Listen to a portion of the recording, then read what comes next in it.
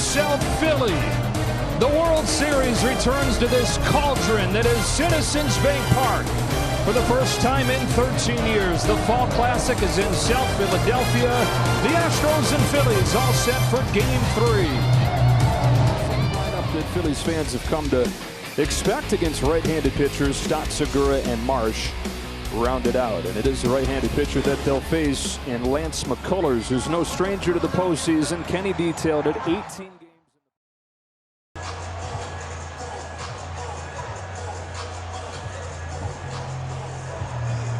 Two away in the second inning. Here's the 9-hitter, Brandon Marsh.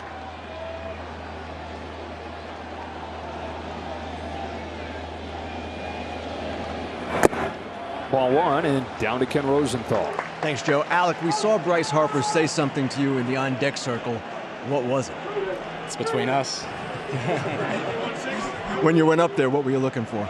I see he's been throwing a lot of sinkers to righties, so I was just making sure I was on time for that. Got one over the plate and put a good swing on it.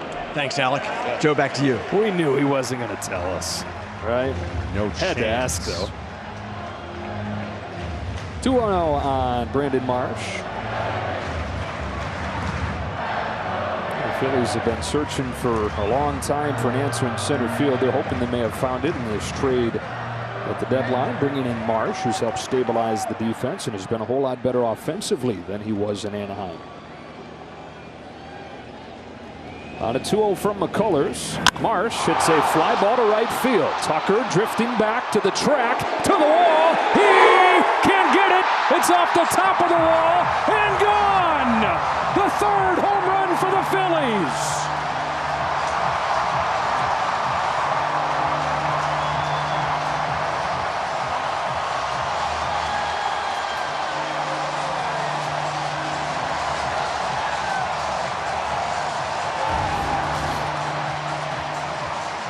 Let's see. Well, it hits the glove, the top of the wall, and then out. We're back in.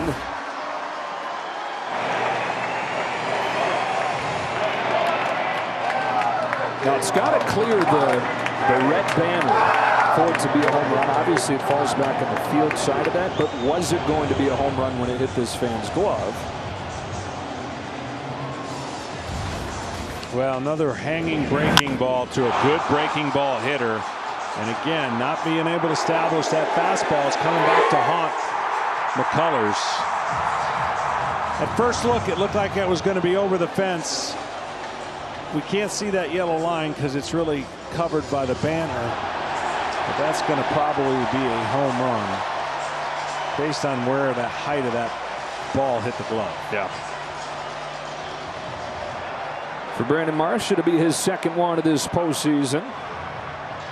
He's hitting below 200 in the postseason, but a couple big swings in there. And it's continued for the Phillies at Citizens Bank Park. They've now hit 15 home runs in 5 games in 2 innings here. I mean, I wonder if they probably not playing Wizard of Oz in their clubhouse. They love being home. There's no place like home. There's no place like home. I mean, they have just. There's not really even been a close game except for the last one, right, against San Diego. They have outscored their opponents pretty heavily. After review, the call on the field is confirmed. It's a home run. All right. So Marsh joins Harper and Bohm. And gets to click his heels together.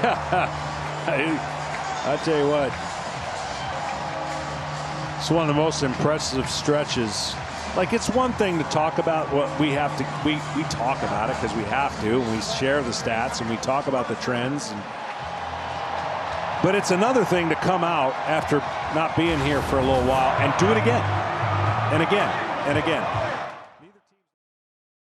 Neither team that you're doing different. So those things are always there for hitters. They're always looking for different things to pick up. Brandon Marsh hit a home run his first time up. He takes a ball here. Well, the last time Lance McCullers Jr. pitched in the World Series, Game 7 in 2017, 5 years ago on this date, the pitcher on the other side was tipping Yu Darvish. It's a strike and it's 1-1. Yeah, the easiest way is with the glove, but there are other things that you can do that, and believe it or not, with your mouth or different things, or you bite down. I mean, you're always looking at things to see what's different. Brandon Marsh out of the 9th spot is 2 for 2. But see, that's a perfect example of a bad pitch selection that didn't get executed to a guy who's got a slower bat right now. He has not caught up to fastballs. He hit a homer off of a breaking ball, and he hung a changeup right there. So that's on Lance McCullers. That's not on anything else other than he did not make a quality pitch. And as we talked about in the beginning of the game, I felt like the key for Lance McCullers was how many fastballs was he able to get for the runner in scoring position. That's awesome. I thought I was going to have to lose weight. I thought you were going to tell me it's happened before and the limb just broke. Nope, you're good. You're safe out there, buddy. I think I still got to lose weight. Now. 2 gone in the 6th inning. And here's Marsh. I mean, you know things are going right for the Phillies when 9 hitters, 2 for 2 with a home run and 2 runs scored. Well, and it goes back again to some of the strengths I was talking about that Houston tonight and McCullers didn't expose of the Phillies lineup. They went to their strengths and the off-speed pitches and some of the pitches that were not thrown that McCullers would like to have over. That's why Marsh 2 for 2. We saw, since we followed the Phillies all the way through for the most part after the St. Louis series, how they were getting exposed with the fastball above the zone. 4 hitters in the lineup struggle against fastballs. Well, those hitters today have taken advantage of off speed, and Marsh is one of them. Flies run the other way. Alvarez started on. Now drifts back. Just shy of the track. He's got it. We're back after. Kept winning. You'd at least have to start to respect us. Marsh, dead sprint, gets there. Gurriel sends one in the air to center field, but no big deal for Brandon Marsh. One away in the 7th. You know, in baseball, it doesn't matter if you lose by 1 or 2. Towering fly ball into shallow center field. On its way down to Brandon Marsh, who's got it.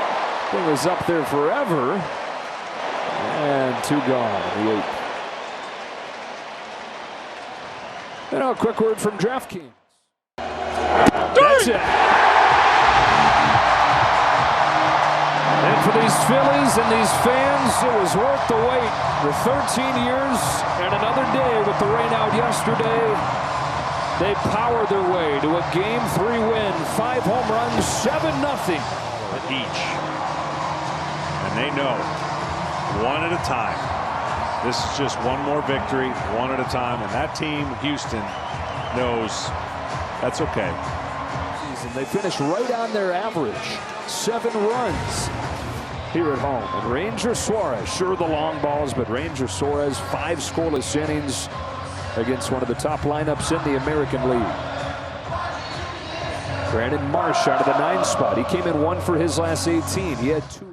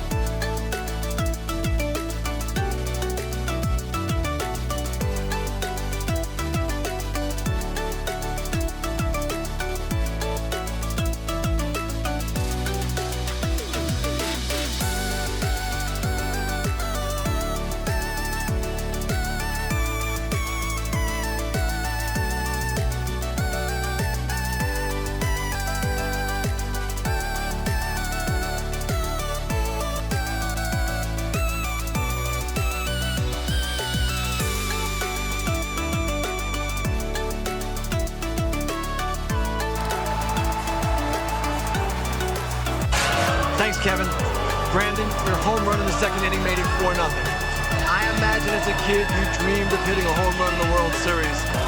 Was it as good as you imagined? Well, I didn't know it was a home run. So, but it was, yeah, that was a fun moment. You know, just looking for something out over, and you know, we got it. And you know, praise be to God. That was a really fun game. Off the bat, what did you think? I got jammed, so I was like, oh, it's just a fly out. But I think the wind helped me a little bit. So, yeah, that was a big one. Now, you started the season with the Angels, you get traded to the Phillies, and things change for you. What happened? You know, you get put into a pennant race with these guys. I mean, it's been nothing short of fun since day one. So it's been a blast for me and my family. This organization's phenomenal. They've taken me and my family in with open arms, and I mean, it's just a blessing in disguise, you know, coming over here in August, and not a lot of words I can put together right now, but.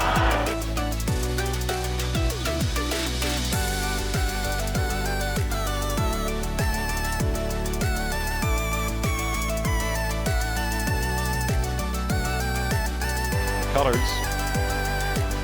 winds up, and the pitch swung on, hit in the air, high and deep, right field. Tucker drifting back to the track at the wall. He jumps, and it's off the top of the wall. Is it a homer? They say yes. Brandon Marsh hits one out over the out-of-town scoreboard. I guess we're going to get a replay check. The ball came back down onto the playing field, but for the moment, it's 4-0 Phillies.